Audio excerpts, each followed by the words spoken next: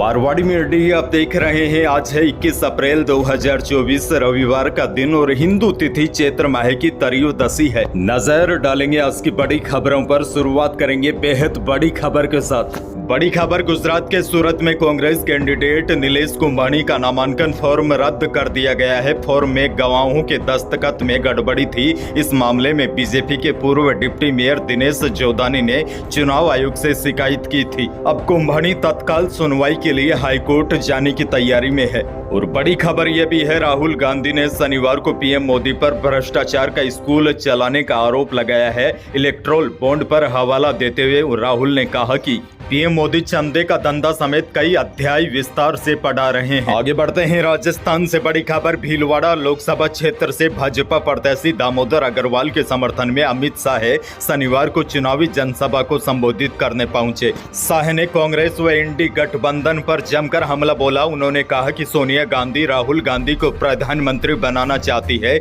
जबकि मोदी भारत को महान बनाना चाहते हैं। उन्होंने कहा, वोट बैंक के लालच में कांग्रेस ने रामलला के दर्शन तक नहीं किए, उनको अब देश की जनता कभी माफ नहीं करेगी। आपको बता दूं, भीलवाड़ा लोकसभा क्षेत्र में इस बार भाजपा ने वर्तमान सांसद सुभाष बहेड़िया का टिकट काटकर भाजपा के प्रदेश महामंत्री दामोदर अग्रवाल को प्रत्याशी बनाया है। खैर आगे बढ़ जाते हैं राजस्थान से। एक और बड़ी खबर, राजस्थान में पहले चरण की सभी 12 सीटों पर मतदान तो संपन्न हो गए हैं, लेकिन वोटिंग प्रतिशत काफी कम रहा। वोटिंग प्रतिशत की बात करें तो पिछली बार की तुलना में 6% के करीब वोटिंग प्रतिशत कम रहा। जानकारों की माने तो कम मतदान इस बात की ओर भी इशारा कर रहा है कि क्या इस बार भाजपा की हैट्रिक पर ब्रेक लग जाएगा, क्या इस बार कांग्रेस का खाता खुलेगा। वहीं राजनीति के जानकारों का मानना है कि कुल मतदान प्रतिशत में अंतर से ज्यादा यह मायने रखता है कि किस पार्टी का वोट प्रतिशत घटा है।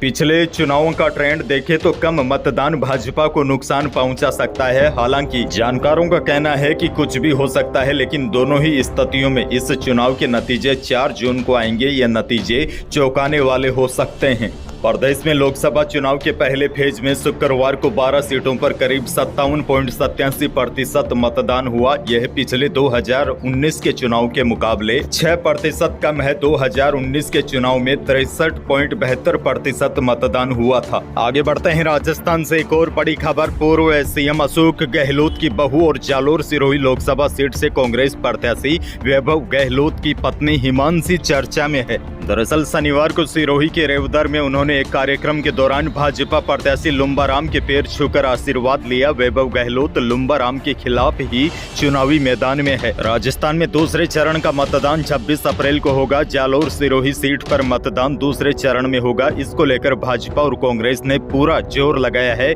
लुम्बाराम गांव-गांव जाकर जनसंपर्क कर रहे हैं, तो वैभव गहलोत को जिताने के लिए पूर्व सीएम अशोक गहलोत समेत पूरा परिवार फील्ड में उतर आया है। आगे बढ़ते हैं जोधपुर से। बड़ी खबर, लोकसभा चुनाव को लेकर बीजेपी अपने प्रचार प्रसार को धार देने में जुट गई है। पहले चरण में मतदान के बाद अब तैयारी दूसरे चरण के मतदान की जा रही है। पहले चरण में मतदान प्रतिशत कम रहने की वजह से अब बीजेपी के बड़े नेता राजस्थान पर फोकस कर रहे हैं। इसी कड़ी में यूपी सीएम योगी आदित्यनाथ जोधपुर दौरे पर है, जहां उन्होंने प्रत्याशी गजेंद्र सिंह शेखावत के समर्थन में रोड शो किया। गांधी मैदान से जालोरी गेट तक रोड शो आयोजित किया गया, जहां भाजपा नेताओं से लेकर आम जन में जोश और उत्साह का माहौल देखने को मिला। वहीं सीएम योगी आदित्यनाथ ने शनिवार दोपहर को चित्तौड़गढ़ के निमेहड़ा में भी भाजपा प्रत्याशी सीपी जोशी के समर्थन में रोड शो किया। इस दौरान योगी आदित्यनाथ ने कहा, कांग्रेस के समय आतंकवादियों को बिरयानी खिलाई जाती थी। बहरहाल आगे बढ़ते हैं जयपुर से। बड़ी खबर, जयपुर में किडनी ट्रांसप्लांट के बाद एक मरीज की मौत हो गई। परिजनों ने फोर्टिस अस्पताल प्रशासन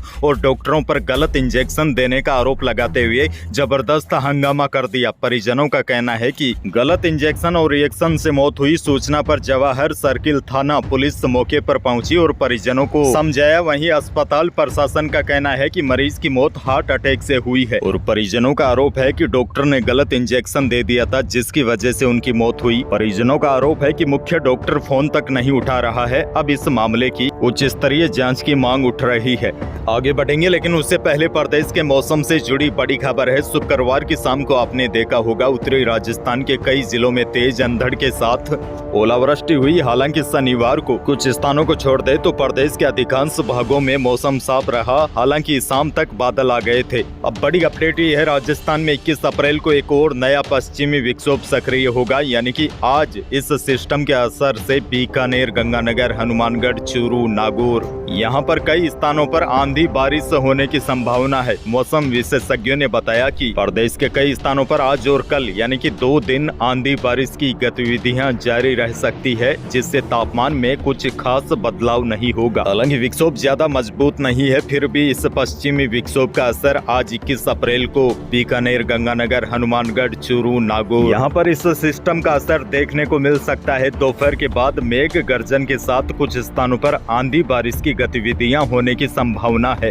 आगे बढ़ते हैं, धौलपुर से बड़ी खबर। परिवार और रिश्तेदार शादी का जश्न मना रहा था। बैंड बाजे और ढोल बज रहे थे और शादी के जश्न में इतनी खुशी हुई कि फायरिंग शुरू हो गई। आपने देखा भी होगा, शादियों में कुछ लोग इतने खुश हो जाते हैं वो अपने अगल बगल में नहीं देखते और खुशी के मारे फायरिंग शुरू कर देते हैं। यही यहाँ हुआ। जश्न के दौरान हर्ष फायरिंग हुई और गोली छत पर बैठे शख्स की कमर में जा लगी। गोली चलने के बाद मौके पर हड़कंप मच गया। लोग आनन फानन में घायल को अस्पताल भी ले गए, जहां डॉक्टरों ने उसे मृत घोषित कर दिया। रात में डीजे बज रहा था तो अचानक कुछ लोग डीजे पर आकर नाचने लगे। उनमें से एक के हाथ में दुनाली बंदूक थी। उसने दुनाली ऊपर कर 3 से 4 बार फायर किए। उसके बाद सब लोग नाचने लगे। वहीं नजदीक ही एक छत पर बैठे कमल सिंह को गोली लगी और सीधा नीचे आकर गिरा। यानी कि एक व्यक्ति के अति उत्साह है या फिर इसे पागलपन कहा जाता है। पागलपन के कारण शादी वाले घर में मातम छा गया। आगे बढ़ते हैं, किसानों के लिए बड़ी खबर है। आप कई किसान भाइयों के लगातार कमेंट आ रहे हैं कि 17वीं किस्त को लेकर कोई नई अपडेट है तो जरूर बताना। तो आपको बता दूं, इसको लेकर नई अपडेट ये है, मीडिया रिपोर्ट्स की माने तो जून में 17वीं किस्त जारी हो सकती है। यानी कि जून का महीना बेहद खास होने वाला है। एक तो लोकसभा चुनाव के नतीजे आएंगे और 17वीं किस्त का पैसा भी किसानों के खातों में जून के महीने में आने की पूरी संभावना है। वैसे आपको यह भी बता दूं, 17वीं किस्त का पैसा पाने के लिए किसानों को 2 काम करने बेहद जरूरी होंगे। पहला ई-KYC और दूसरा काम है भू सत्यापन। भू सत्यापन करवाने के बाद ही किसानों को इस 17वीं किस्त का फायदा मिल सकेगा। इन दोनों ही कामों के नहीं करवाने से 17वीं किस्त का पैसा अटक सकता है। आगे बढ़ते हैं, किसानों के लिए एक और बड़ी खुशखबरी है, क्योंकि लंबे समय के बाद जीरा और इसबगोल के भाव में तेजी आनी शुरू हुई है। 20 तारीख को मेड़ता की मंडी में नया जीरा 22,000 से लेकर 30,000 रुपए तक बिका है और नीमच मंडी में इसबगोल का भाव 14,100 रुपए तक पहुँच गया है। मेड़ता की मंडी में इसबगोल 13,200 रुपए तक बिकी है अधिकतम। जानकारों की माने तो किसान भाइयों को अभी इसबगोल और जीरा रोक कर रखना चाहिए, क्योंकि आने वाले दिनों में जीरा और इसबगोल दोनों के ही भाव में और अधिक तेजी आने की संभावना है। तो यही थी प्रदेश और देश की आज की कुछ बड़ी और महत्वपूर्ण खबरें। वीडियो को लाइक करना बिल्कुल न भूलिए और चैनल पर नए हैं तो सब्सक्राइब जरूर कीजिए, ताकि आप अपडेट रहे बड़ी और काम की खबरों से। धन्यवाद।